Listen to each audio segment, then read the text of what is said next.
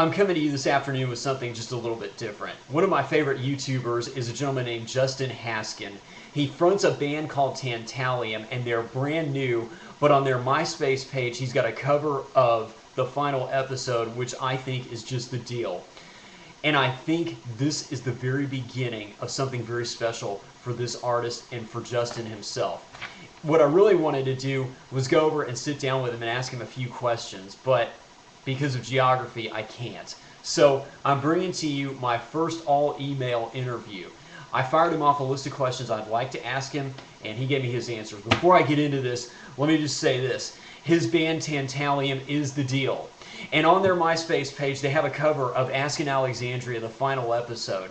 Now, if you're going to cover that song, you have to get it exactly right. The margin for error is 0, and they did. I want you to go to his page and watch this. You're going to witness something very special as it's being created. It's just amazing. Okay, here's my first question for him. Justin, Tantalium, where did you come up with a name for that band and what does it mean? His answer, haha, very funny story. Our bassist Robert Squires happens to be dyslexic. They were all in science class one day looking at the periodic table and he saw the metal tantalum. Being dyslexic, he screamed out, "Oh my God, Tantalium." The rest of the band, as well as all his friends, kind of made fun of him for a while, but eventually that took hold. It took on a life of its own and became the name for the band. I think that's pretty cool. My next question. Everybody, when they're a child, wants to be a rock star. Justin, what was that moment of transition like for you when you went from that to, oh my God, I can actually effing do this? Well, for him, it really wasn't a moment. It was a whole entire process. He writes me all about how he started in the 6th grade, and what got him into it was guitarist Billy Joe Armstrong from the band Green Day.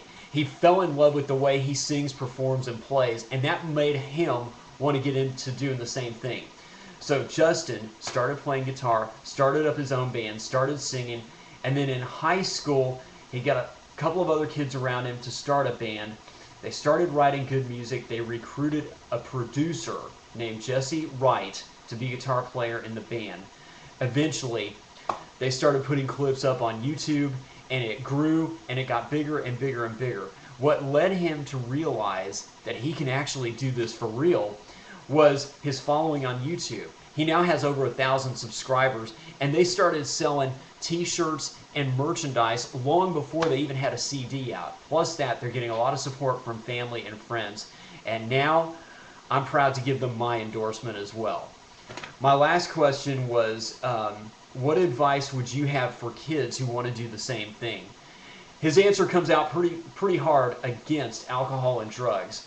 He says that those are two things that can absolutely ruin music. He goes on to say that rather than that, you should draw inspiration from family and friends and things around you. But he really takes a hard stand against alcohol and drugs, doesn't do either of those sorts of things.